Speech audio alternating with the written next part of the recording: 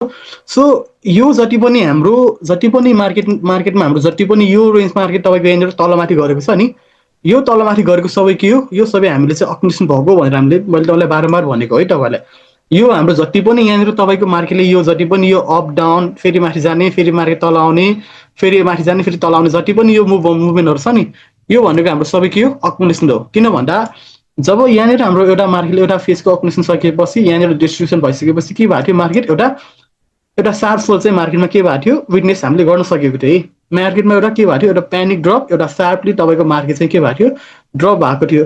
So यो drop हुँदै गर्दा यहाँनिर कतै पनि मार्केटले चाहिँ के गरेको थिएन, अक्मुलेसन यहाँनिर कतै पनि गरेको थिएन है, कतै पनि मार्केटमा चाहिँ यहाँनिर अक्मुलेसन भएको थिएन। सो यहाँनिर अक्मुलेसन नभएको कारणले चाहिँ मार्केटमा के गर्यो, यहाँनिर यो लेभलमा चाहिँ मार्केटले जति पनि स्विङहरू आएको छ नि, जति पनि स्विङ आएको छ यो सबै चाहिँ के हाम्रो अक्मुलेसन भएको पार्ट हो यो चाहिँ।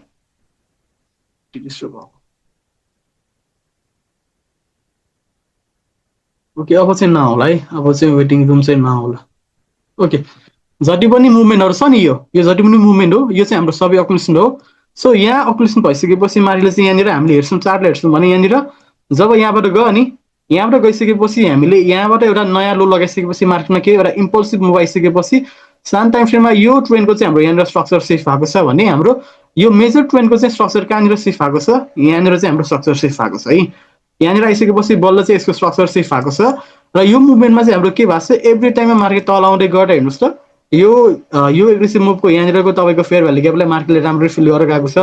फेरि यहाँ आइसकेपछि यो एफइजीलाई मार्केटले यो लेभलको एफइजीलाई मार्केटले के गर्यो, रेस्पेक्ट गरेर यहाँ पनि फिल गरेर यहाँ पनि फिल गरेर गयो होइन। त्यसपछि के गर्यो भन्दा फेरि यहाँ अप आयो, फेरि फेयर भ्यालु ग्याप ट्याप गर्यो, फेरि अप गयो, फेरि फेयर भ्यालु ग्याप ट्याप गर्यो र यो फाइनल राइजको टाइममा चाहिँ मैले के भनेको थिएँ तपाईँलाई, यो लेभल चाहिँ हाम्रो सप्लाईको लेभल हो भनेर मैले तपाईँलाई अलर्ट गराएको थिएँ। यो जुन चाहिँ है मैले चार्ट पनि म तपाईँलाई पठाएको थिएँ, यो चाहिँ हाम्रो सप्लाईको जोन हो, यहाँ चाहिँ तपाईँले सेलिङ गर्नुहोस् भनेर मैले सेलिङ पनि गराएको तपाईँलाई है। म आफूले पनि यहाँनिर त सेल आउट गरेर मैले निस्केको हो, तपाईँलाई मैले सेल आउट गराएको। यहाँ सेल आउट गरिसकेपछि मैले तपाईँलाई किन आएको भनेको यो लेभलमा चाहिँ मैले किन आएको है। यो प्राइस यहाँनिर खेलिसकेपछि यो हाई र तपाईँको होइन यो फेयर भ्यालु ग्याप र तपाईँको यो हाईको रिटेस्टमा चाहिँ मैले तपाईँलाई यहाँनिर बाई गराएको। सो यहाँ बाई गराउँदै गर्दा मार्केटले के गर्यो भन्दा एउटा म्यानिपुलेसन यहाँ पनि गरेको छ है। हामीले यहाँनिर पनि तपाईँको मार्केटमा चाहिँ म्यानिपुलेसन भएको हामीले हेर्न सकिन्छ।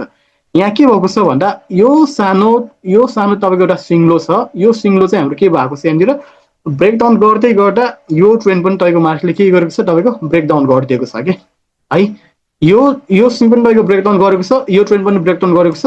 तर यो स्विङ ब्रेकडाउन गर्दै गर्दा तपाईँको यहाँनिर मार्केटले कुनै पनि ट्रेन्ड तपाईँको चेन्ज भएको छैन, स्ट्रक्चर तपाईँको बेरिस भएको थिएन होइन। स्ट्रक्चर बेरिस त हाम्रो कहिले हुन्छ भन्दा यो लो छ होइन, हामीले यो लो आउँछ भने पनि हाम्रो लागि बाइङको लेभलहरू कुन थियो, यो सबै लो भनेको हाम्रो के हो, बाइङको लेभल हो। यो पनि हाम्रो बाइङको लेभल हो होइन, यो त मेरो बाइङको लेभल भइहाल्यो होइन।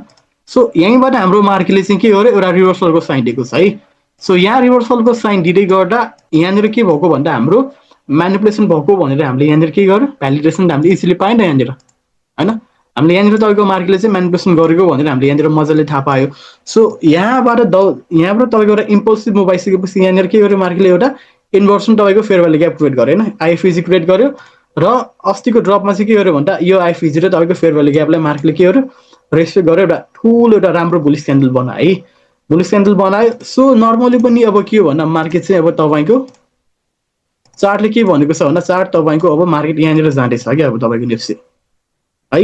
नेप्से तपाईँको अब तपाईँको 2850 देखि तपाईँको 2890 को जोन एउटा सानो सप्लाईको जोन छ, जुन हाम्रो यो लेभल छ नि होइन, यो विकहरू छ, यो पहिला हाम्रो सप्लाईको जोन हो।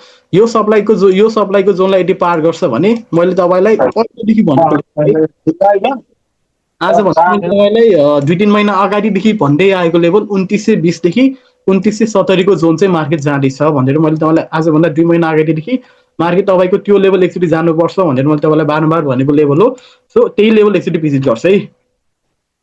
यदि मार्केटले तपाईँको यो लेभलको सप्लाईको एरियालाई मजाले पचाउन सकिन्छ भने 2920 देखि तपाईँको 2970 को लेभल चाहिँ हाई चान्स चाहिँ प्रोबेबिलिटी चाहिँ अब हामीले देखेको छ। किन भन्दा हाम्रो पोलिटिकल सिनेरियो पनि त्यस्तै छ होइन, हाम्रो अहिले देशको कन्डिसन पनि तपाईँको नेसनको सिचुएसन पनि त्यस्तै छ। अहिले तपाईँको न्युज पनि राम्रो आइरहेको छ भने हाइली तपाईँको यो सप्लाईको एरिया भन्दा पनि हामी यो सप्लाई 2 मा चाहिँ हामी हाइली जानेछौँ है। हामी यो लेभल भनेको तपाईँको चाँडी जान सक्छ, तपाईँको केही दिनमा पनि गइदिन सक्छ।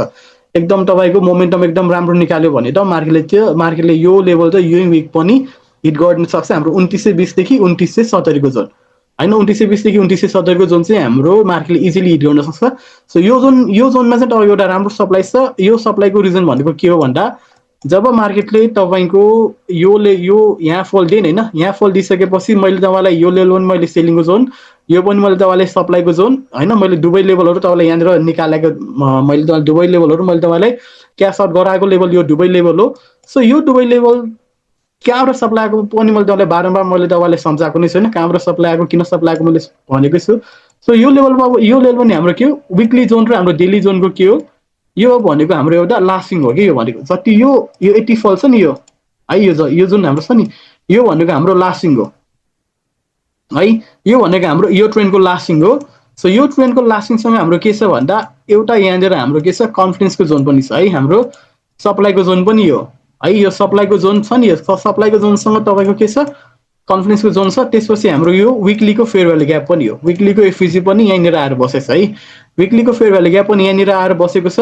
र अर्को भनेको यो हाम्रो एउटा सानो सिम्पल अर्डर ब्लक पनि हो है, यसलाई हामीले अर्डर ब्लक पनि मान्न सकिन्छ, किन भन्दा यसले अगाडिको हाई लिएको छ र यो स्विङको हाईलाई पनि यहाँनिर के गर्छ, यसले स्विप गरेर तल आउँदै यो लो खाइदिएको भएको कारणले चाहिँ तपाईँको यो चाहिँ एउटा राम्रै सप्लाईको जोन हो है, जुन हाम्रो 2920 देखि मैले तपाईँलाई 2920 2970 को लेभल मैले तपाईँलाई बारम्बार भनेको थिएँ नि, त्यो लेभल चाहिँ मार्केटले यही विक पनि हिट गर्न सक्छ है।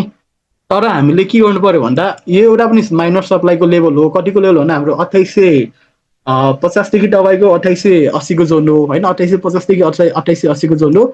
यहाँबाट के गर्यो मार्केटले सप्लाई खान्छ, रिजेक्सन खान्छ भने यहाँनिर पनि तपाईँले एक्जिट गर्न सक्नुहुन्छ। तर यहाँ लेभल पुगिसकेपछि डाइरेक्टली ब्रेकआउट गरिदिन्छ भने जसो पलाएर बसेर यो लेभललाई कोर्दा आउँछ है।